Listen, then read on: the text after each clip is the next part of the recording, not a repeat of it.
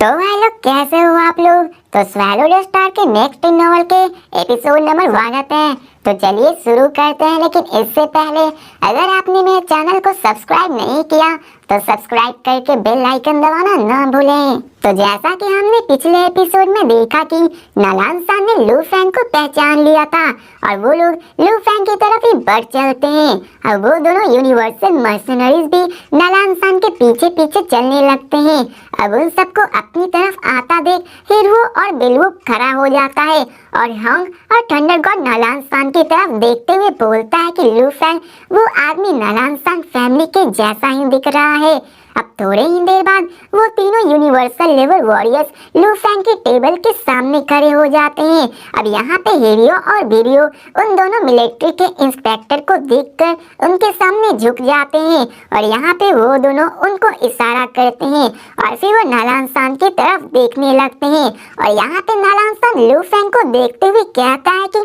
तो क्या तुम ही हो लू फैंग। तो लू फैंग कहता है कि हाँ मैं ही हूँ लू फैंग और वो फिर पूछता है कि तो क्या वो तुम्हारा प्लैनेट है। तो लू फैंग जवाब देता है कि हाँ वो मेरा ही प्लैनेट है। अब यहाँ पे उसने अर्थ का नाम नहीं लिया होता है क्योंकि उसे डर था कि अगर किसी और को अर्थ के बारे में पता चल गया तो मुसीबत खड़ी हो सकती है। अब ये जानकर कि लू फैंग ही वो अर्थ का लीडर है तो वो घूरते हुए कहता है कि उसे मुझे बेच दो, तुम्हें उसकी मुंह मांगी कीमत दूंगा। तो लू फैंग सिर्फ अपने सर को मोड़ लेता है। तो नालान सान कहता है कि मैं 10 बिलियन गानवू डॉलर्स देने को तैयार हूँ, लेकिन लू फैंग कहता है कि यहाँ पर कोई बात करने की जगह नहीं है। तो फिर से नालान सान कहता है कि कोई नहीं, मैं तुम्हें 100 बिलियन गानवू डॉलर्स देने को तैयार हूँ। अब यहाँ पे लू फैंग फिर से कहता है कि यहाँ पर कोई बात करने की जगह नहीं है, चाहे कितना भी पैसे क्यों ना बोल दो ये डील नहीं हो सकती। अब लू फैंग नालान सान की तरफ ही देखता है और उधर हॉन्ग और थंडर गॉड बड़े आराम से बैठे होते हैं और नालान सान के बगल में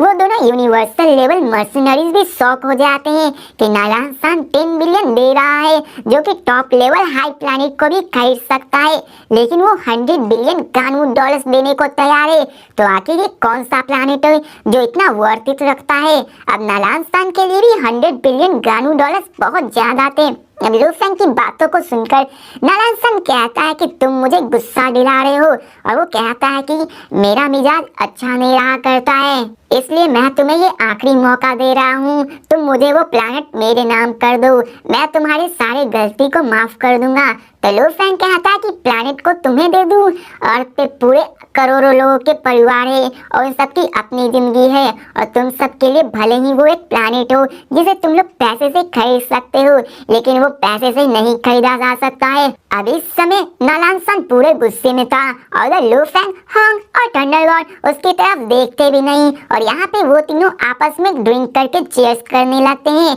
अब यहाँ पे वो तीनों उनके सामने ही खड़े थे, लेकिन उनके सामने वो कोई भाव नहीं दे रहे थे। अब वो ऐसे खड़े थे जैसे कि वो लोग यहाँ पे हो ही ना। अगर असल जिंदगी में वो तीनों यहाँ पे होते तो हॉन्ग, लू फैंग और थंडर गॉड यहाँ से कब का भाग चुके होते, जितनी दूर हो सके उतनी दूर भागते, लेकिन क्या करें अभी वो लोग पूरे मजे में थे क्योंकि ये वर्चुअल यूनिवर्स था जहाँ पे वो लोग उनका कुछ नहीं बिगाड़ सकते थे। अब यहाँ पे वो दोनों बैड मर्सनरीज भी खड़े थे और वो समझ गए थे कि ये तीनों बहुत ही एरोगेंट है और यहाँ पे हीरो और बेलवो भी एक दूसरे की तरफ देख रहे थे, लेकिन वो आवाज नहीं निकाल सकते थे और उन्हें भी लगता है कि आखिर यहाँ पे हो क्या रहा है। अब फिर यहाँ पे हॉन्ग, लू फैंग, थंडर गॉड उन तीनों को इग्नोर करके अपने वाइन के बारे में बात करने लगते हैं और यहाँ पे नालान सान बड़े गुस्से में उनके टेबल पे हाथ मारता है और कहता है कि तुम तीनों छोटे इंसान, तुम्हें इस वर्चुअल यूनिवर्स में भी स्ट्रॉन्ग लोगों की इज्जत करनी चाहिए। और वो अपने पैर से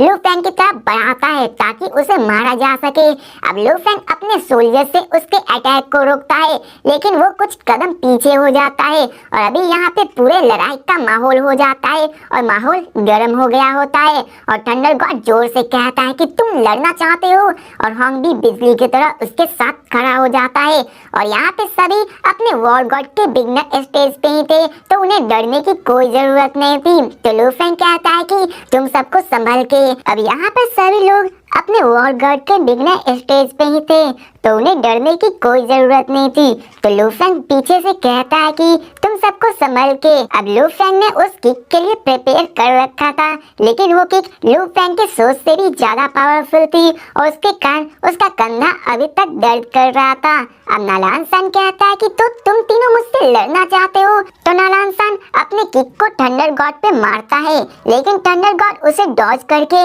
नालान सान की ओर बढ़ता है। अब ये देखकर वो अपने लेफ्ट किक को थंडर गॉड की कमर पे मारने लगता है, लेकिन थंडर गॉड अपने बॉडी को सॉफ्ट बना लेता है और वो उस सारी इम्पैक्ट को एब्जॉर्ब कर लेता है और उसके लेफ्ट लेग को लपेट कर उस पे अपने बाइंडिंग किलिंग टेक्निक को यूज करता है। अब नालान सान थंडर गॉड के सॉफ्ट मेथड को देखता है तो वो भी एक्सप्रेशन लेस हो जाता है और सोचता है कि आखिर ये कैसे हो सकता है, और वो भी शॉक हो जाता है और तभी उसका लेफ्ट लेग कोलैप्स कर जाता है और तभी हॉन्ग भी अपने लाइट रेक से उसके सर पे अटैक करता है, जिससे वो सीधा जमीन पे जाके गिरता है और वहाँ पे वो दोनों मिलके नालान सान को मारने लगते हैं। लू फैंग उसके स्पेट को डिस्ट्रॉय करने को बोलता है और तभी एक स्पेट एनर्जी नालान सान के ब्रेन की तरफ जाता है। अब नालान सान गुस्से में कहता है कि बाहर में जाओ, और वो गुस्से में हॉन्ग और थंडर गॉड के चेस्ट पे अटैक करता है, जिससे कि वो लोग उड़ते हुए दूर जाते हैं और उनके मुंह से खून निकलने लगता है।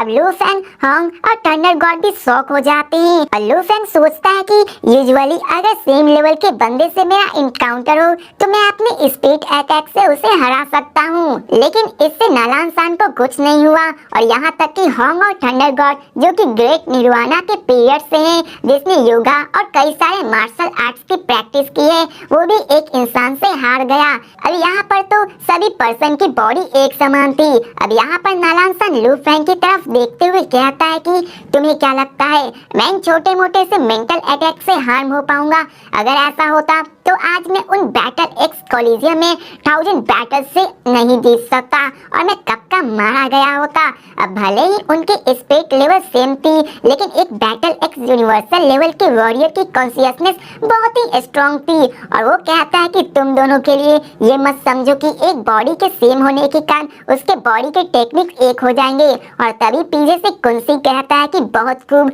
और वो कहता है कि तुमने सही कहा, चाहे वर्चुअल यूनिवर्स क्यों ना हो, एक कमजोर को स्ट्रॉन्ग को रिस्पेक्ट देना चाहिए। अब वहीं पे इस लड़ाई के कारण कई और भी यूनिवर्सल लेवल के वॉरियर आ जाते हैं और एक दूसरे से बात करते हैं कि चाहे इन लोगों की कॉन्शियसनेस हो या फिर स्किल या फिर एक्सपीरियंस के मामले ही क्यों ना हो, ये इनकी स्ट्रेंथ के सामने कुछ नहीं है और ये यूथ इन सब से बहुत पीछे हैं। और ये तीनों तो बहुत एरोगेंट भी लग रहे हैं और वो सोचते हैं कि ये तीनों बच्चे एक यूनिवर्सल लेवल बंदे की डिसरिस्पेक्ट कर रहे हैं और वो बहुत लोग कहने लगते हैं कि ये लोग ये सब डिजर्व करते हैं। और अभी हम लू फैंग और थंडर गॉड के एक्सप्रेशन भी खोलते हैं और अभी फिर लू फैंग तभी कहता है कि नालान सान, मैं जानता हूँ कि यहाँ पर स्ट्रॉन्ग को रिस्पेक्ट देना चाहिए, लेकिन मैं इस किलिंग फील्ड में किसी को ऑफेंड नहीं किया था, लेकिन तुमने तुम्हारे लालच के कारण मेरे 10 मिलियन लोग मारे गए, मेरे वर्ल्ड में आके तबाही मचाई और लूटने की मुझे कोशिश की। वहाँ पे तुमने मुझे फोर्स किया ताकि मैं अपने प्लेनेट को बेच दूं और तुमने मेरे लोगों को ही मारा,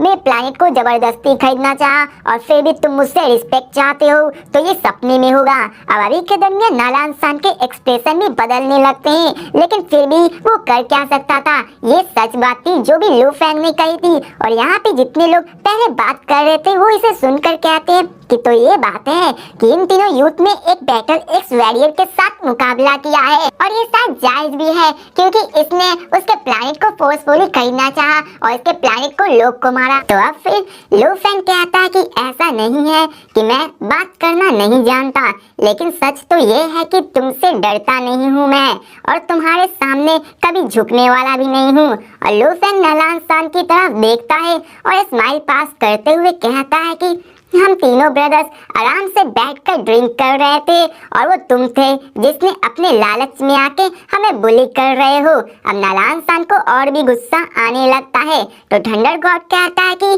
तो तुम फिर से लड़ना चाहते हो? तो हैंक कहता है कि हम उससे जीत नहीं पाएंगे, इसलिए रहने दो। और लू फैंग भी कहता है कि हमें यहाँ से चलना चाहिए और अब फिर वो लोग एग्जिट की तरफ बढ़ चलते हैं। और यहाँ पे लानांसान के एक्सप्रेशन पूरे गुस्से में था और अभी वो अर्थ के बारे में ज्यादा बात नहीं करना चाहता था क्योंकि वो जानता था कि अर्थ पे बहुत सारे ट्रेजर्स रखे हुए हैं और वो इसके बारे में सबके सामने नहीं आने देना चाहता था। अब लू फेंग जो कि जा ही रहा होता है कि नालांसान लू फेंग का नाम पुकारता है, तो इसे सुनकर लू फेंग पीछे मुड़ता और कहता है कि क्या हुआ, कुछ और काम बाकी है क्या? तो नालांसान कहता है कि हमने अभी लड़ाई की है तो क्या तुम डिससेटिस्फाइड हो? तो लू फेंग कहता है कि हाँ मैं हूँ। तुम एक यूनिवर्सल लेवल 9 के बंदे हो जिसके पास एक्सपीरियंस, स्ट्रेंथ, कॉन्शियसनेस सब कुछ ज्यादा है और तुम सारी चीजों में हमसे ज्यादा स्ट्रांग भी हो और ये बैटल वैसे भी फेयर फाइट नहीं है, तो क्या तुम्हें अभी भी लगता है कि मैं इससे सेटिस्फाइड होऊंगा?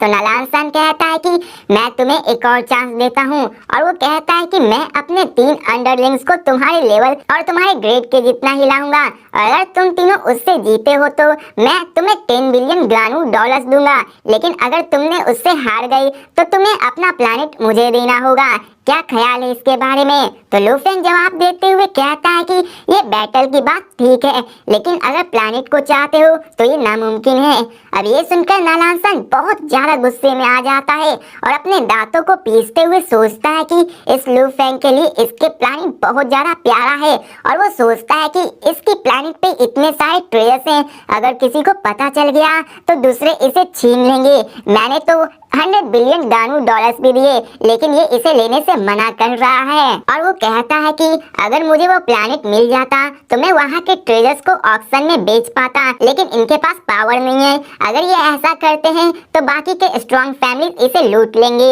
मुझे कोई जरूरत नहीं होती अपने 2 यूनिवर्सल लेवल बंदे को भेजने की। अब नालांसान इस बात से ज्यादा परेशान था कि लू फेंग ने ब्लैक ड्रैगन एम्पायर में अपने रजिस्ट्रेशन करवा लिया था और इस वजह से ब्लैक ड्रैगन एम्पायर के लोगों को भी धरती के रास्ते के बारे में जानता था और उसे डर था कि अगर उन बड़े फैमिलीज को अर्थ पे इंटरेस्ट आ गया तो वो अपनी आर्मीज को भी वर्म होल के थ्रू वहां पर भेजकर वहां के सारे ट्रेजर्स को लूट सकते हैं। और नालांसान की फैमिली 3rd नंबर पे था और उसके ऊपर के फैमिली के पास सेक्टर लॉर्ड के बंदे थे और नालांसान उनके सामने खड़ा भी नहीं हो सकता था। अब नालांसान लू फेंग, होंग और थंडर गॉड को जाते हुए देखता है लेकिन कुछ कर नहीं पाता। अब तभी वो दोनों बाल यूनिवर्स मर्सनरीज भी आते हैं और नालांसान से हंसते हुए कहते हैं कि मिस्टर नालांसान, वो लू फेंग और उसका पार्टी आप तो इतने गुस्से को वर्थ इट नहीं करता है और अगर आप इससे नाखुश हैं तो हम लोग उसके रियल बॉडी को ढूंढकर उसे डिस्ट्रॉय कर देंगे। और दूसरा भी कहता है कि हाँ, लेकिन इससे पहले हमें बैटल स्पेस में जाना चाहिए, ये हमारे लिए अभी ज्यादा जरूरी है। और वहाँ पे हीरो और वीडियो भी डरा सहमा खड़ा था और वो लोग लू फेंग को मन में कहते हैं कि तुमने आज हमें बहुत बुरा फंसा दिया। अब वो दोनों नालांसान को ग्रीट करते हैं तो नालांसान यहाँ पे उनसे लू फेंग के यूनिवर्स अकाउंट मांगता है। अब वो दोनों तो देना नहीं चाहते थे लेकिन उन्हें देना पड़ता है और वो कर भी क्या सकते थे। अब इसके बाद वो आगे निकल जाते हैं और अब फिर सीन चेंज कर हमें मिल्की वे गैलेक्सी में अर्थ को दिखाया जाता है जहाँ पर वेस्ट लेक कोर्टयार्ड को फिर से बनाया जाता है और इस बार Lu Feng D1 grade level का कैसल बना रहा था और इस कैसल के आसपास सर्वेलेंस कैमरा लगे हुए थे ताकि वो पूरे सिस्टम के डिफेंस को यहीं से कंट्रोल कर सके। अब तभी कैसल के कंट्रोल रूम में कुछ डिटेक्ट होता है कि यहाँ पर और वो लू फेंग को बताता है कि यहाँ पर वर्म होल में से 3 ग्रुप्स आ रहे हैं जिनमें पहला शिप D3 ग्रेड मेटल का शिप है, वहीं पे दूसरा D1 ग्रेड का शिप है, वहीं पे तीसरा C8 ग्रेड का शिप आ रही है। अब लू फेंग भी इन सबको देखता है और वो इस सिचुएशन को भांप लेता और कहता है कि उन शिप के लेवल के मुताबिक पहला वाला एक यूनिवर्सल लेवल वॉरियर ग्रुप का होगा, वहीं पे दूसरा एक इलाइट स्टार लेवल या फिर यूनिवर्सल लेवल का ग्रुप होगा और फिर तीसरे की रही बात तो वो जरूर स्टार लेवल का ग्रुप होगा जो हमारे धरती की तरफ ही आ रही है। और लू फेंग मन में सोचता है कि जब से मैंने अर्थ का लीडर बना हूँ यहाँ आने के लिए अगर वर्म होल भी यूज किया जाए तो लगभग 2 साल और 8 महीने लग जाएंगे और इस तरीके से एम्पायर भी इसको जानती होगी कि यहाँ पर वर्म होल के द्वारा आया जा सकता है और शायद इसलिए उन्होंने अपने स्काउट शिप को यहाँ भेजा है ताकि वो यहाँ के देख सके कि ये अर्थ कैसा है। अब तभी लू फैंग के पास वर्चुअल यूनिवर्स में मेल आता है। अब लू फैंग वर्चुअल यूनिवर्स में जाता है जहाँ पर 9 स्टार बे बना हुआ था और यहाँ पर पहाड़, नदियाँ, ये सारे होंग लू फैंग और थंडर गॉड ने मिलकर अपने घर को बनाने में कस्टमाइज किया था। अब वहीं पे 2 मंगोलियन ब्लैक यूथ लू फैंग के दोनों बच्चे को सिखा रहे थे और उन्हें ट्रेनिंग दे रहे थे। अब लू फैंग ने कॉन्सेप्शन पीरियड के दौरान कई सारे ट्रेजर्स को यूज किया था जिसके कारण उसके बच्चे 4 साल की एज में ही इंटरमीडिएट लेवल वॉरियर्स बन चुके थे। अब ये अर्थ बहुत ही शॉकिंग था, लेकिन यूनिवर्सल लेवल में यह बहुत मामूली बात थी। अब लू फैंग आराम से कुर्सी पे बैठता है और उस मेल को चेक करने को बोलता है। अब लू फैंग देखता है कि वो मेल एक अनजान नंबर से था, लेकिन वो समझ जाता है कि ये मेल जरूर नालान सान ने ही लिखी होगी। अब लू फैंग उस मेल को देखता है और उसे आराम से पढ़ने लगता है और उसमें डेंजर के बारे में लिखा होता है और उसमें वार्निंग भी होती है कि तुम्हारे अर्थ पे कई सारे ट्रेजर्स हैं जिससे कि तुम्हारी जान का खतरा हो सकता है। और अब लू फैंग उन सबको आगे पढ़ता है और उसमें बहुत सारे कंडीशंस और ऑफर्स लिखे हुए थे जिनमें वो इस समय अर्थ को खरीदने की बात नहीं करता है, बल्कि वो उनका शेयर को कंट्रोल करना चाहता था। अब लू फैंग मेन स्टॉक होल्डर होता, वहीं पे लू फैंग लीडर के पोजीशन को भी होल्ड करके रखता, लेकिन नालान सान फैमिली को उसमें छोटा सा स्टेटस मिलता और ऑटोमनशिप नालान सान को दे दिया जाता और ऐसे ही करके वो आगे बढ़ सकते थे। अब लू फैंग सोचने लगता है कि ये स्टॉक होल्डर क्या होता है और अर्थ को मिलकर चलाने की क्या बात है और वो सिर्फ ऑटोमनशिप को ही क्यों लेना चाहता है। अब वो इसी सोच में था कि बवाता कहती है कि उसे ये सिर्फ मत देना और वो लू फैंग से कहती है कि लू फैंग तुम्हारा यूनमो प्लैनेट का शिप डैमेज हो चुका है और उसे बनाना बहुत ही मुश्किल है और जब तुम स्ट्रांग हो जाओगे तो तुम उस ऑटोमन शिप को ले सकते हो और उस ऑटोमन रेस की टेक्नोलॉजी इंसानों से कई ज्यादा अच्छी है और ये आगे चल के तुम्हारा ट्रम्प कार्ड भी बन सकता है। और लू फैंग को नालान सान को वो देने से मना करती है कि तुम्हें ऑटोमन शिप को नालान सान को नहीं देना है। और फिर उसी वक्त लू फैंग के पास बुलवो और हीरो का कॉल आता है। अब वो लोग लू फैंग से माफी मांगते हैं कि मुझे माफ करना कि मैंने तुम्हारे नंबर को नालान सान को दे दिया और वो कहता है कि हम और कुछ कर भी नहीं सकते थे। और फिर वो लोग कहते हैं कि हमने अपने एग्जाम को देने जाना है इसलिए हम लोग तुम्हें गुड बाय कहने आए हैं, दुआ करो कि हम लोग जिंदा वापस आए। अब लू फैंग भी उसे हाथ मिलाता और कहता है कि अगर तुम दोनों जिंदा आए तो मैं इस कॉन्टेक्ट नंबर देने वाली बात को भूल जाऊंगा। अब ये सुनकर वो दोनों हंस और फिर वो लोग लू फैंग से कहते हैं कि तुम तीनों ब्रदर सिर्फ किलिंग फील्ड्स में ही रहते हो और तुम्हारा ज़्यादा टाइम उसी में ही रहता है, लेकिन तुम लोगों को बैटल स्पेस में भी जाना चाहिए। तो भाई लोग इसी के साथ ये वीडियो भी खत्म।